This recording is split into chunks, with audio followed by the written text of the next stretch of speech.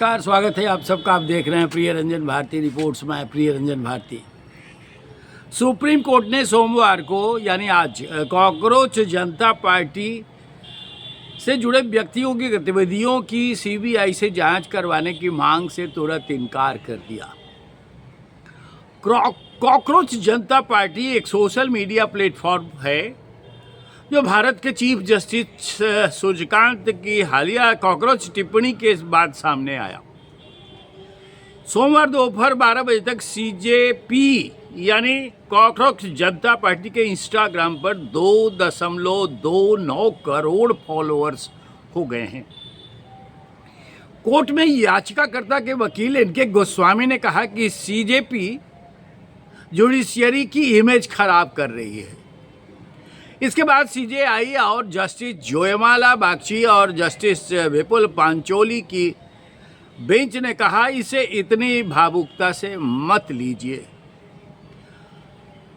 अब थोड़ा सा मैं इसका विस्तार आपको बताऊं कि सुप्रीम कोर्ट में क्या हुआ। याचिका एडवोकेट राजा चौधरी ने दायर की है। इसने आंदोलन से जुड़े फर्जी अधिवक्ताओं और फर्जी कानून की डिग्रियों की जांच की भी मांग की है। इसके अलावा उन्होंने सुप्रीम कोर्ट में हाल की कार्यवाही के दौरान दिए गए मौखिक अदालती बयानों के कॉमर्शियलाइजेशन किए जाने के खिलाफ भी कार्रवाई की मांग की है।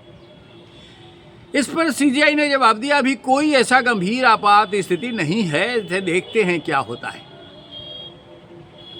तो ये मामला थोड़ा सा ऐसा है कि सुप्रीम कोर्ट ने जिस तरह से कॉकरोच जनता पार्टी को लेकर के अपनी गंभीरता और बहुत ज़्यादा पैनापन नहीं दिखाया है, उसकी एक खास वजह है। पिछले दिनों सीजीआई ने एक टिप्पणी की थी और वो टिप्पणी देश के कुछ युवाओं को लेकर के थी कि कैसे बेरोजगारी में लोग कॉकरोच की तरह अब पिल पड़ते हैं, सोशल मीडिया प्लेटफॉर्म पे आ जाते हैं और फिर वो दूसरी जगह जा कर के, तो इसे लेकर के जिस तरह का आक्रोश चढ़ा और एक बाजाबता सोशल मीडिया प्लेटफॉर्म पे जाकर के कॉकरोच जनता पार्टी यानी प्रतिक्रियात्मक विरोध के साथ स्वर के साथ ऐसा बना दिया गया। और ये अपने आप में एक अद्भुत संज्ञान लेने जैसा मामला है कि भारत में लोकतांत्रिक परंपरा कितनी समृद्ध है। अगर बात कहीं नहीं बनती है तो फिर लोग अपनी भावनाओं को व्यक्त करने के लिए किस तरह से एक बड़े प्लेटफॉर्म पर आ जाते हैं। सत्ता की चाटुकारिता और सत्ता में जो लोग बैठे हैं उनका एक आभा मंडल जिस तरह से अपनी जमात के साथ बस अपनी धुन में चल रहा है और वो कह रहा है कि भारत की जय जय है, सब कुछ बिल्कुल अनुकूल चल रहा है, वैसा होता तो शायद इतना प्रतीकात्मक विरोध के स्वर नहीं गूंजते। विरोध के स्वर इसीलिए गूंज रहे हैं कि सत्ता की आपाधापी में और सरकार के मनमानेपन की वजह से लोगों का विरोध नक्कार खाने में तूती की आवाज़ बनकर के रह जा रही है। तो उसमें फिर ये गुंजाइश एकदम स्वाभाविक रूप से बन जाती है कि लोग विरोध करें। और विरोध का स्वर इसलिए होता है कि जो आकांक्षाएं लोगों की है वो अनुकूलता के साथ पूरी नहीं हो पा रही है।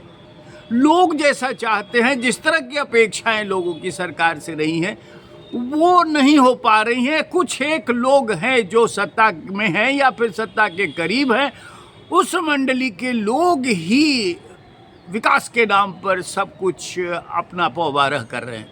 तो स्वाभाविक है विरोध करना, और इसीलिए ये कॉकरोच जनता पार्टी के रूप में प्रतीकात्मक विरोध सामने आया।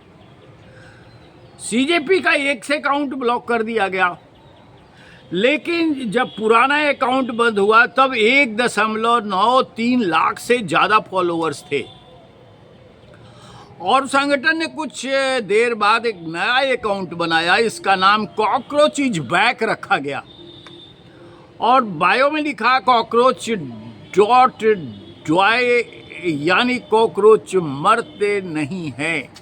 कॉकरोच डोंट डॉय यानी डॉय कहना का मतलब हुआ मरना, तो डॉय नहीं है, वो मरते नहीं है। कॉकरोच हालांकि कॉकरोच को मारने के लिए तो लक्ष्मण रेखा ही घर में काफ़ी होती है, लेकिन ये कैसा विधान है, कॉकरोच डोंट डाई।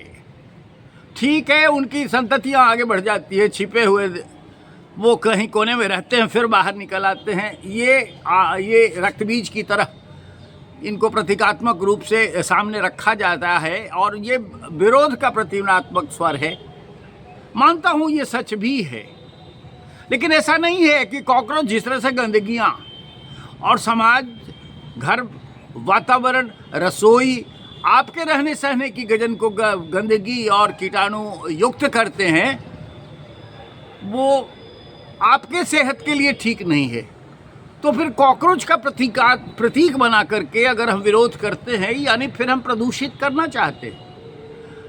हम स्वच्छ वातावरण बनाएं, हम निर्मूल करें स्वास्थ्य की दृष्टि से, और समाज के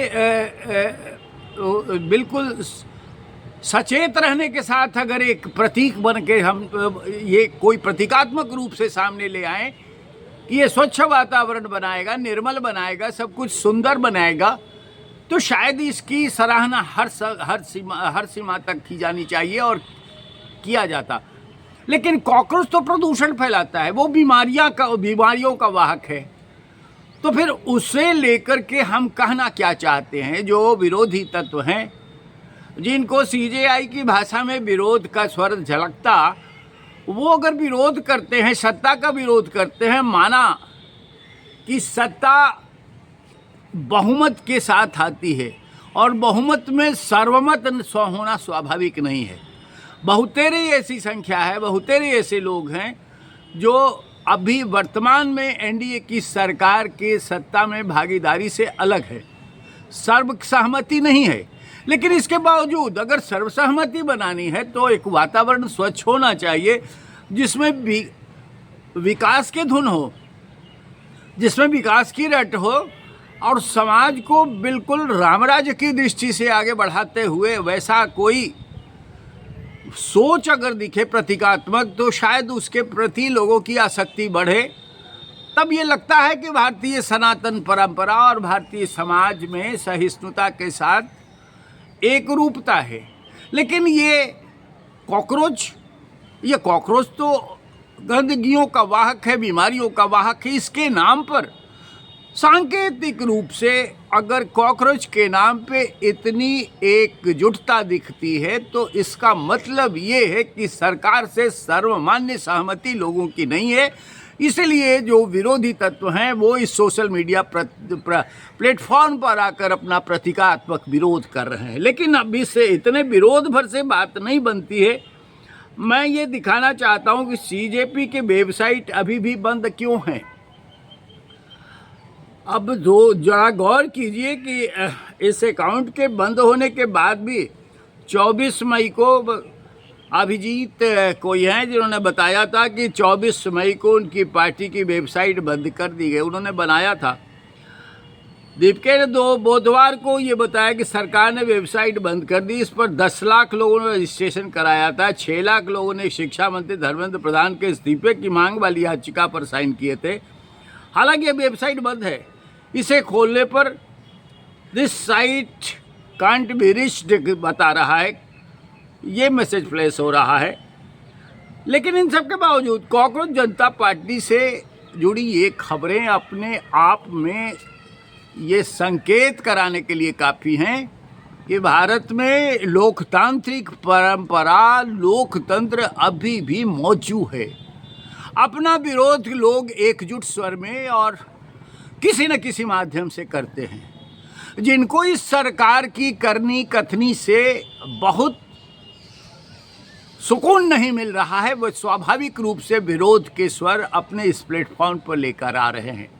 अब सुप्रीम कोर्ट में इस पर सुनवाई जब हो रही है, तो सुप्रीम कोर्ट को स्वयं इसका आत्ममंथन करना चाहिए, और सीजेआई को खास तौर से कि उन्होंने जो टिप्पणी की थी, उन टिप्पणियों पर इतना बड़ा भूचाल खड़ा हुआ है, इतना बड़ा बवाल आखिर क्यों मच पड़ा है।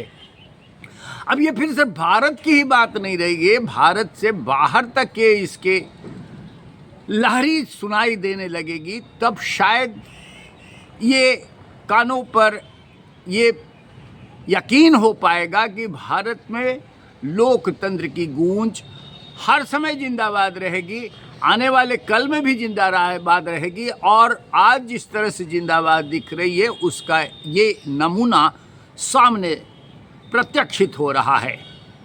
इस पर गौर करने की आवश्यकता है और जो सत्ता के अधिष्ठान में बैठे हैं उन्हें खास तौर पर से ये महसूस करना चाहिए कि सर्वसम्मति बनाने की दिशा में जब तक वो नहीं चलेंगे तो विरोध और जो लोग उनके सत्ता में पहुंचाने तक, उन्हें सत्ता में लाने तक भागीदार नहीं हैं, उनकी सहमति का स्वर इस तरह से प्रस्फुटित हो रहा है। इसलिए देश हित में, राष्ट्र हित में और जनहित में सबकी सहमति लेकर चलने की आवश्यकता उन्हें महसूस करनी होगी। आज के अंक में बस इतना ही। हम आपसे निवेदन करेंगे हमारे इस वीडियो पर अपनी प्रतिक्रिया कमेंट बॉक्स में ज़रूर दीजिए और हमारे चैनल के साथ अब तक नहीं जुड़ पाए हैं तो ज़रूर जुड़िए, सब्सक्राइब कीजिए, लाइक कीजिए, शेयर कीजिए। फिर मिलते हैं। नमस्कार।